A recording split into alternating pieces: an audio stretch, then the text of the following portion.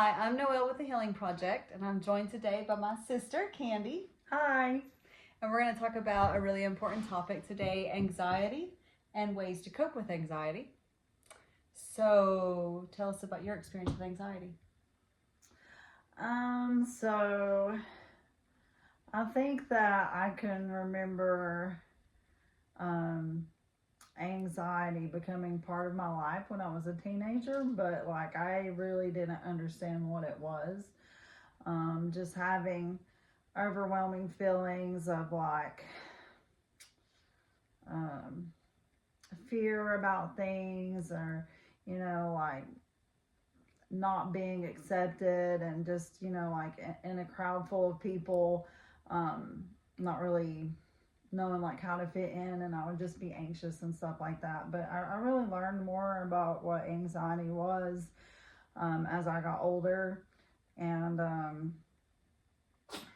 like actually started experiencing panic attacks and stuff like that.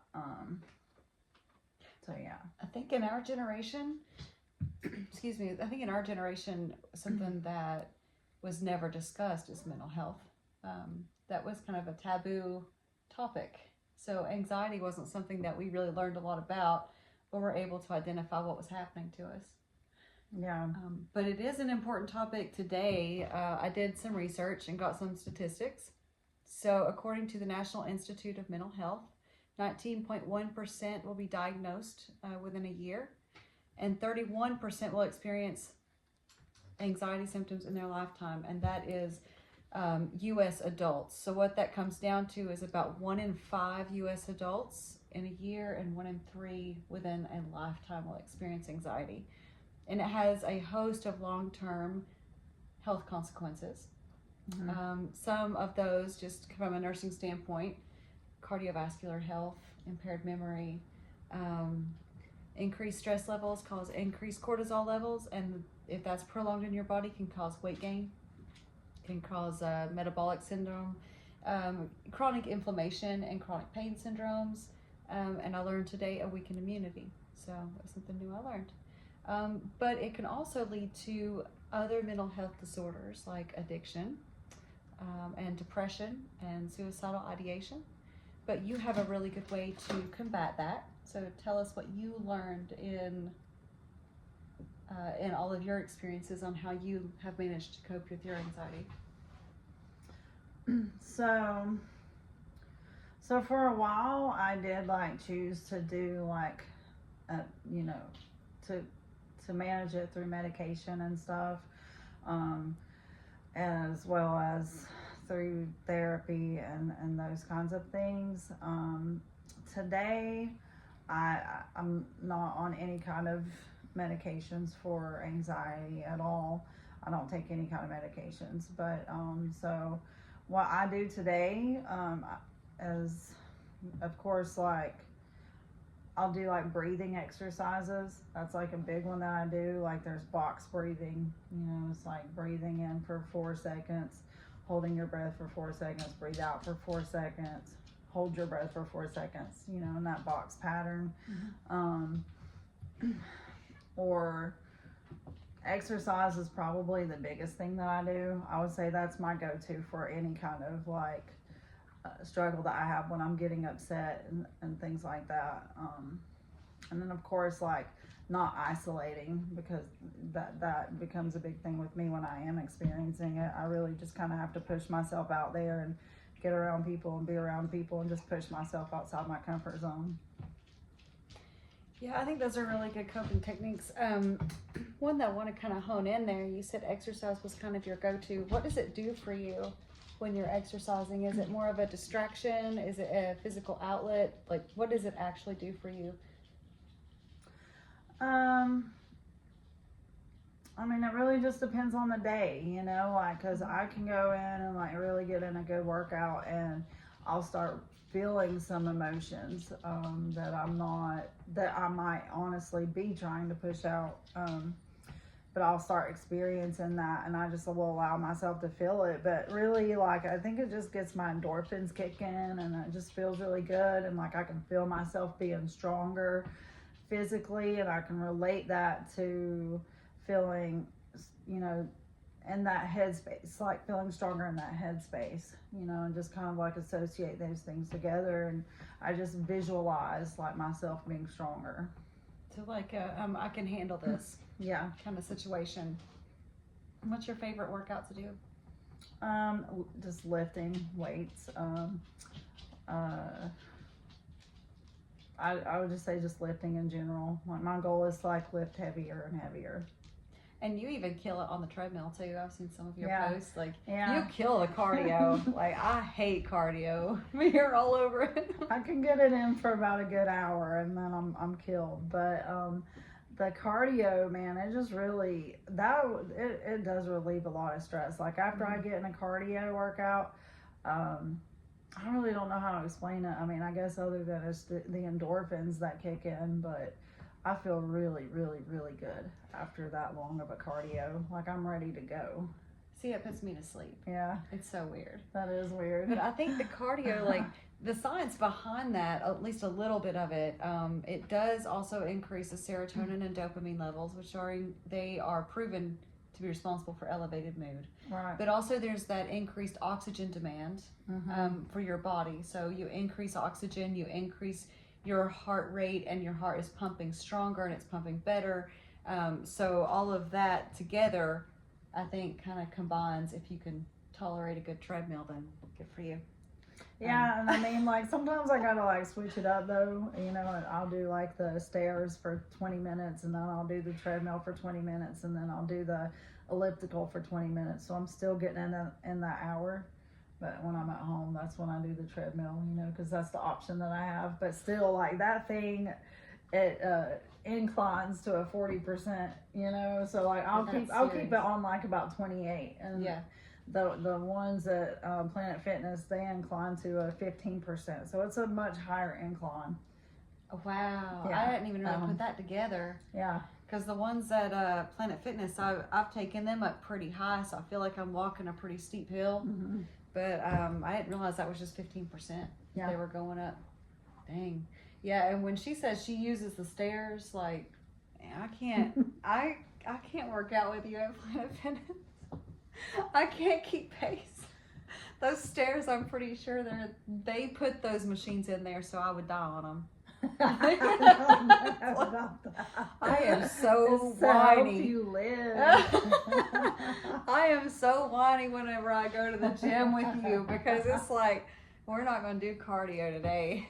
It's funny because it's my happy place. It is. Like, I'll lift with you all day long. Yeah. But like the minute we get near those stair climbers, I'm like, no, I'm going to go over here. I'm going to go stretch. You have fun with that. I haven't actually been able to go to the gym in a long time. I had the first surgery and then this herniated disc. And so it's been a while since I've actually been cleared to do much of the gym. And I've noticed some differences in that. I mean, it's like my body has slowed down and I'm not sleeping as well. And I don't want to say I'm depressed or anxious or anything like that, really. But I don't have the same outlet I used to. So I'm having to find more creative ways to to release that anxiety. I have a punching bag. That's good. You know, but I can only do that for so long before my left leg kind of gives out. So it's it makes a big difference. I remember when I was able to work out a lot, whether it was with you or just by myself, and like I would get in the zone with like my music in and like I would go straight to the machines and I had my routine that I did all the time and I was like really goal focused and my self-esteem was one of the biggest differences I saw. Yeah. Like I felt really good about myself doing that every day and I loved watching my body change for the better. Me too. Yes. And it's just reverted back. So like all the weight that I had lost, I've just gained it back, and the muscle or like the strength that I had gained, it's gone. Yeah, I can relate to that too. When I had my hysterectomy, you know, and there was it was like 7 or 8 weeks, I think, that I did not get to work out. And I mean, every time that I would go in for my checkup and stuff, I'd be like, so, I mean, you know, you think we can add like just a little bit of weight, you know, like, and she was like, no. So, I mean, I did a lot of walking, but I couldn't even really do too much at an incline, Yeah. like because that was adding like that pressure that didn't need to be there. But Mm-hmm. my headspace was definitely not where I would like it to be when I am able to be active. Like literally, the the gym is my medicine. Yeah. Like without that, like it's actually a really, it gives me anxiety to think about not being able to go to the gym. Like it really, like I'm telling you, that gives me anxiety.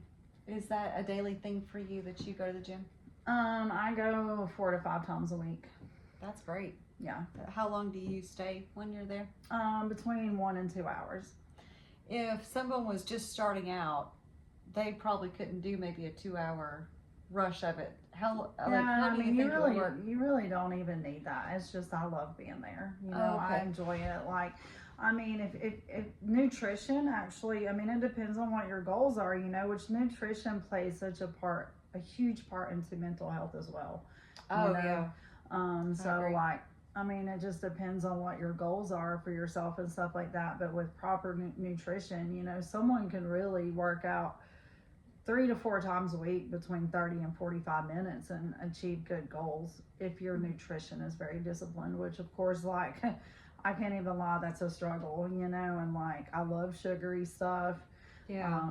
And sugary stuff is not good for your mental health. Oh, those spikes that you feel, that rush that you feel with the sugar, and then when you bottom out, it does more than just affect your physical well-being in those moments. I mean, your lack of concentration, memory loss is a side effect of that. Poor self-esteem is a side effect of that. Mood Oh, yeah. lability. Those people like quick trigger syndrome, where like people are like very quick to get angry and they've got that short fuse. Sugar can contribute to that. ADHD symptoms. I mean, I guess everybody knows that by now, that like ADHD and sugar do not go well together. But what we're finding is there's actually a lot of adults who have been living with ADHD their entire lives and just were not really, they didn't know what it was until now. So changing your nutrition can do wonders for that. And actually exercise can help stabilize those sugars in your body so you're not having those sudden highs and sudden lows too. The crashes are really what will get you. I mean, like it's rough. I mean, and it's that sudden. I don't know if this ever happened to you, but like I'll get really hyped up on something like sugar, and then whenever I crash, like there's actually like kind of a sadness behind that. You know what I mean? Like I actually kind of get sad. Like, I mean, there's no logical reason for me to be sad, but I get the munchies and I'm kind of like down in the dumps a little bit, and it's because I've eaten crap all day. And you need better food than that through the course of the day. Yes.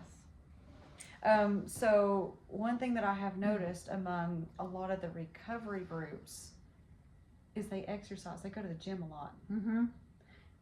So how did that attribute for you? Was that kind of a saving? Because I see a lot of people from like a lot of friends on Facebook that are in recovery, and they post gym pictures a lot. So what's the connection there? Is that something they teach you to do, or is that just a community thing? I think that is just something that like when you've destroyed your health for so long, putting those toxic drugs into your system and stuff like that, it is just about becoming healthy. And I think that, for a lot of people, in order to become mentally healthy, the physical part has to be there too as well, so it's just a healthier outlet, I think, for a lot of people. I think that a lot of people, they decide, once they come out of addiction, that, this is going to help me achieve the best version of myself. For some people, it's probably just simply about being the sexiest version of themselves or whatever, That's but okay, I too. mean, it's and for some, like, that becomes the new addiction. Like for some people that are that struggle with addiction, that becomes a new addiction. I've seen people go to the gym 2 and 3 times a day. That is not me. Wow. But yeah, I have seen it, and in the recovery community. But for the most part, I just think that it's about, you know, just becoming overall the healthiest version of the person that you can be. That's really what it is for me. Kind of like taking that part of your life back. Yeah. That the drugs or the alcohol or whatever, or even the, like, it could probably even apply to like food addictions or whatever. It's like taking that part of your life in control back into your possession. I mean, like, well, no, I own this now. But it seems to really work for a lot of people that I see, like, you know, from recovery. Yeah. And I love posting the pictures and stuff, and you can just see like how much they light up, you know. So like you even do like a trend on Facebook where you like, I tried to hang, but it didn't last. Oh, my accountability partners. Yeah. Yeah, I don't have too many more out there. I've got about 3 that stick with me tough. But yeah, most of them fell off. Yep, that's me. Hashtag can't stop, won't stop. I love it. Well, check her out then. Hashtag can't stop, won't stop. Then, yes. And maybe everybody around the world can be your accountability partners. I love it. I need all I can get. Well, thanks for joining me today, then, and we will explore this topic some more for sure. Next time we'll talk about nutrition, maybe. Yeah, that'd be fun. All right, thanks, guys. Love you, mean it. Bye. Bye.